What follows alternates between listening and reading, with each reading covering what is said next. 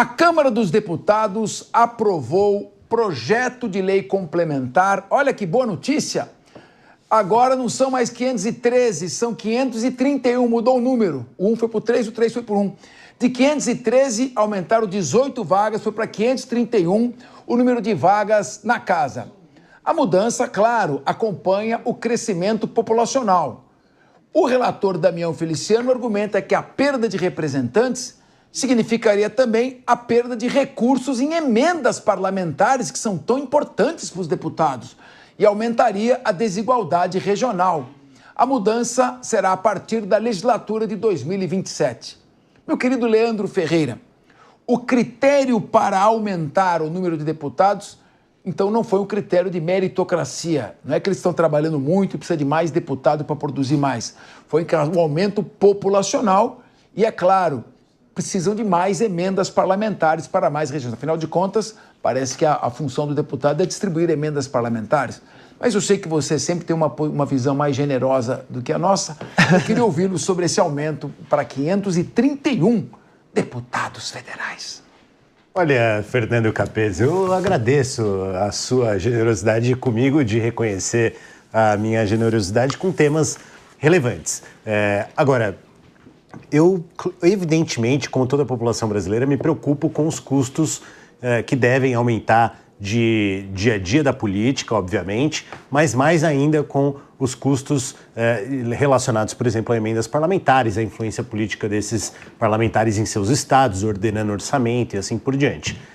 Dito isso, né, eu acho que caberá ao povo brasileiro colocar nessas novas vagas bons parlamentares, que se lá estiverem, né, por escolha do povo, poderão fazer com que se justifique a ampliação desse número. Eu sou favorável à menor proporção possível entre representante e representado. Um deputado para cada 100 mil, um deputado para cada 50 mil. Eu sou favorável que esse número seja reduzido, porque quanto mais próximo a gente tiver um parlamentar de suas bases, mais a gente vai ter condição de cobrá-lo. Quanto maior o número de parlamentares nas casas legislativas, menor a chance de captura, que é um termo tradicional tanto na economia quanto na ciência política, a possibilidade de captura. Se você tem só meia dúzia decidindo, a chance de captura é muito grande, você negocia só com 6. Se você tem 531, você tem que negociar com 531, e aí a chance de você fazer prevalecer os seus interesses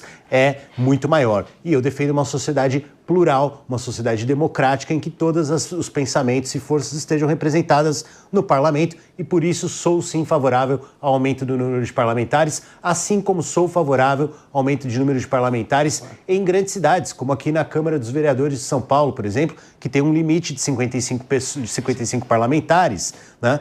Mas que esse limite se impõe por conta de um limite constitucional, dado constitucionalmente. E se você for pegar, por exemplo, quanto um vereador representa na cidade de São Paulo, é muito mais gente do que um vereador na cidade do Rio de Janeiro, na cidade de Belo Horizonte e assim por diante. Por isso, diminuir a distância entre representantes e representados sempre, na minha opinião, vai ser bem-vindo. Caberá a nós, caberá ao povo brasileiro colocar lá bons parlamentares. Mas não é mais caro negociar com 531 do que com 6? Pelo contrário, é mais barato. É mais barato porque para você satisfazer 531, é muito mais caro do que você satisfazer 6. Então, a gente tem... Então, é o que eu estou falando. Você acabou de concordar comigo.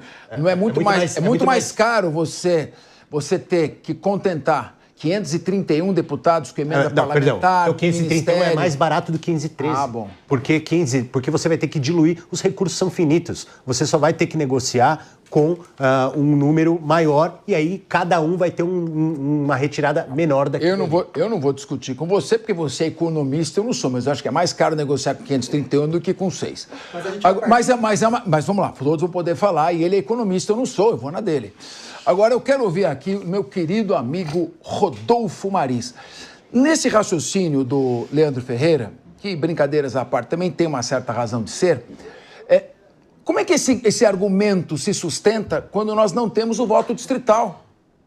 Quando você tem deputados mandando emenda parlamentar para outro estado onde nem é votado. Deputados que mandam emendas para onde nunca tiveram votos. O voto distrital, então, não deveria seguir... o critério de aumento populacional não deveria seguir o voto distrital? Capês, como ser fleumático diante de uma notícia dessa? Eu estou tentando, sinceramente. E depois do que o Leandro Ferreira disse, eu estou tentando mais ainda, estou tentando ao quadrado. Porque, na verdade, são mais dinheiro do nosso bolso para mais parlamentares. E a grande pergunta, eu indago vocês aqui com esse questionamento. Está valendo a pena pagar para os deputados que nós colocamos lá? O Brasil está à deriva ou o Brasil está num direcionamento onde vocês gostariam que ele estivesse? Porque muitos dos resultados que acontecem hoje, de fato, é culpa do parlamento. Quem manda no Brasil hoje, a grande mesa de negociação está dentro do parlamento. Pouco pensam sobre o poder executivo, não caiam nesse engano. Ter mais deputados aos nossos custos, tirando dinheiro do nosso bolso para pagar pessoas que mandam emendas parlamentares para estados que nem sequer eles ganham voto ou têm poder de votação.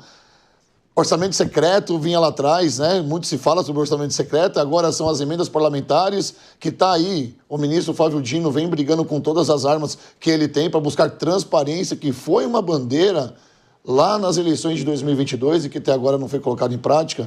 Ter mais candidatos, ter mais deputados, será que a grande solução para o nosso país, tendo em vista que esses deputados pouco fazem para o bem do povo que o elegeu?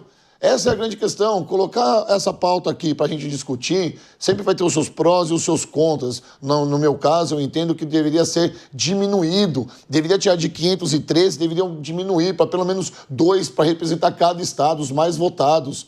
Deveria ser assim, tanto no parlamento quanto lá no Senado também. Aumentar, aí é uma matemática que eu não entendi, a matemática que o Leandro fez, com todo respeito, mas eu sei que o dinheiro para pagar esses funcionários a mais sai do nosso bolso. Ana Beatriz Rios, você estava, enquanto o Leandro falava, você queria partear de qualquer jeito. Por que você ficou agitada? Assim, Capês, diferentemente do Rodolfo, eu entendo o que o Leandro Ferreira quer dizer. Eu só acho que ele parte de premissas que não representam a nossa realidade. Porque querer um representante que seja mais próximo do povo, que seja mais acessível, obviamente é algo desejável, mas é diametralmente oposto ao que acontece na prática, em que a gente vê os representantes mais distantes do que nunca da nossa sociedade, e é por isso que causa indignação uma aprovação no aumento dos números de deputados como aconteceu.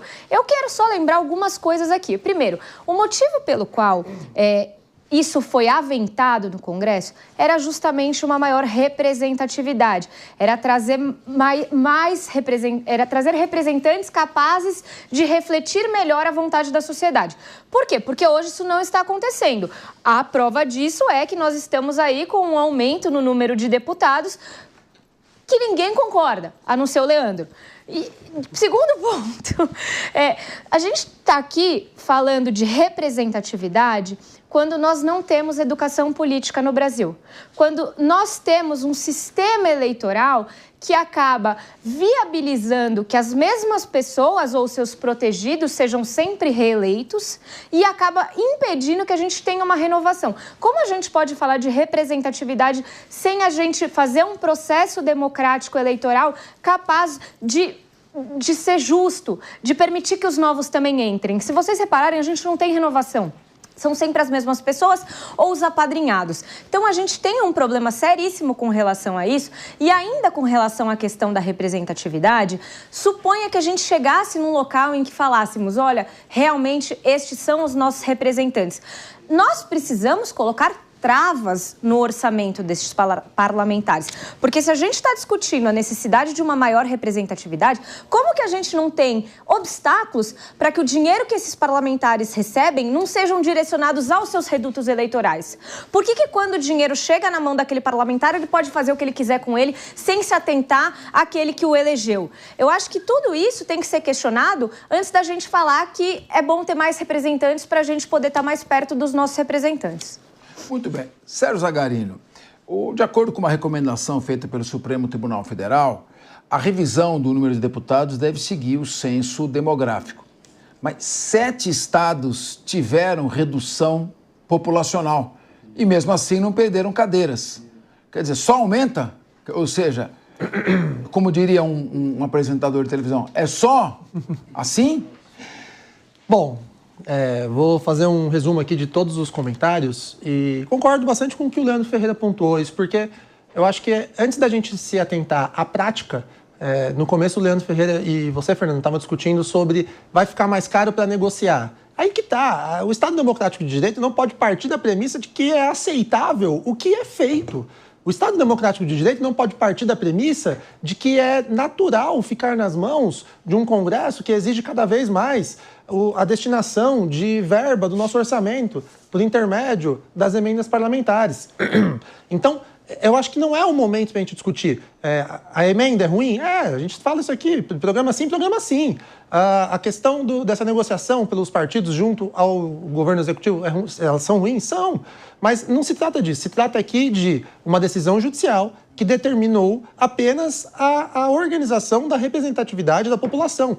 O Congresso, ele é dividido entre a Câmara e o Senado exatamente por isso. O Senado representa os interesses dos estados e a Câmara representa os interesses da população, que deve ser de acordo com a quantidade da população de cada estado. Então, a decisão do STF foi certa e deu um prazo até dia 30 de junho deste ano para a Câmara corrigir. Só que aí que vem a saída política, que foi o que o presidente atual, agora, Hugo Mota, aceitou pautar, que foi uma modificação de um projeto de lei que determinava não a redução dos estados que iriam perder representatividade, mas sim o aumento. Aí, se a gente parar para analisar de uma forma técnica, isso vai nos trazer uma maior despesa? Tecnicamente, não, porque o orçamento do Legislativo já é congelado, já está lá, é fixado. Então, ele se paga. Esse aumento de cadeiras vai ser pago automaticamente pelo próprio Legislativo, com um valor que já é destinado, ou seja, a gente não vai ter que pagar mais. Óbvio, esse valor poderia ser gasto com outra coisa? Poderia. Então, o grande problema foi essa ferramenta que a própria Câmara se utilizou para, ao invés de reduzir de estados, como, por exemplo, São Paulo, aumentar a quantidade total para não gerar um problema, um embate político com diversos estados e diversos partidos. É aí que está a questão. Tudo o restante que vocês falaram, da falta de transparência, das emendas, da negociação, está tudo errado, eu concordo. Mas aqui não se trata disso, se trata de uma decisão do STF que determina que a gente tenha representatividade de acordo com a população por cada estado.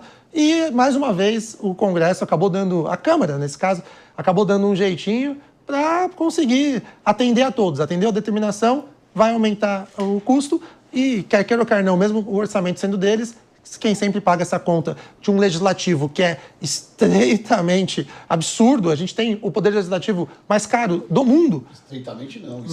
Extremamente. Se for estreitamente. Não, estreitamente é o contrário. Desculpa, obrigado, Rodolfo. É extremamente absurdo, porque nós temos um poder legislativo mais caro do mundo de acordo com a quantidade da população que temos no nosso país. Então, mais uma vez, o povo paga a conta.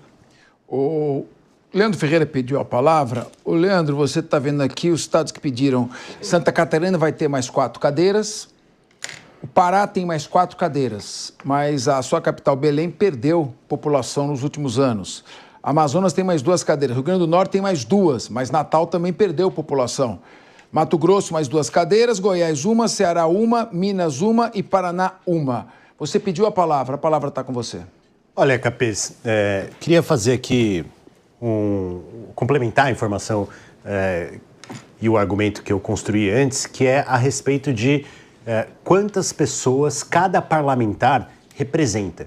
Se você pegar, por exemplo, a Espanha tem um parlamentar para cada 148 mil habitantes. A média do mundo é um parlamentar para cada 146 mil habitantes. No Reino Unido, lá na Inglaterra, que tem um parlamento muito forte, são 73 mil pessoas para cada parlamentar. E na Suécia, que é considerada uma democracia modelo, são 19 mil. Para cada 19 mil habitantes, tem um parlamentar. Alguém sabe qual é o número no Brasil? 410 mil.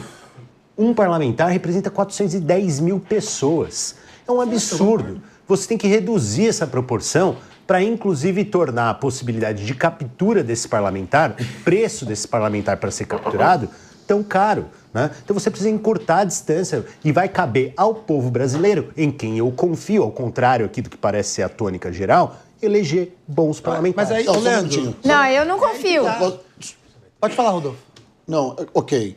É que quando a gente dá um exemplo entre Suíça, Inglaterra ou qualquer outro país de primeiro mundo, A galera que é contraponto fala, mas você tá dando exemplos fúteis, que nós não somos um país de primeiro mundo, não tem como falar do Brasil e comparar com Suécia, Suíça, Inglaterra. E agora, no seu argumento aqui, você vem colocar justamente em questão esses países de primeiro mundo, onde a corrupção lá é muito menor ou bem inferior à do Brasil. Nós temos deputados aqui que são colocados para fazer o trabalho no qual eles foram eleitos e eles não fazem. O meu problema não está em 513 ou 600 deputados, está na capacidade desses em fazer o trabalho em prol do povo. É só isso. Mas aí, Rodolfo, que entra exatamente a prática.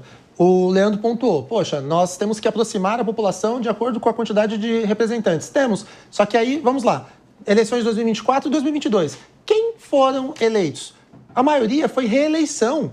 Reeleição por quê? Porque agora os deputados eles têm uma fatia do orçamento para alimentar, abastecer suas bases eleitorais. E aí vem no que a Ana também pontuou quando ela comentou. É impossível você conseguir ganhar uma eleição de alguém que tem instrumentos e ferramentas muito maiores do que você. Então não tem condição. É desleal. As emendas parlamentares, elas são um atentado hoje ao Estado Democrático de Direito. Porque cada vez mais você vai ver deputados se reelegendo, prefeitos se reelegendo, fazendo sucessores, e pessoas que estão fora da política, impossível de conseguir ganhar a eleição. Muito bem. Lembrando que na Suécia nós estamos com superávit fiscal de 16,4 bilhões de dólares. O Brasil vai pagar R$1 trilhão, 8% do orçamento só, 8% do PIB, só de serviço da dívida pública.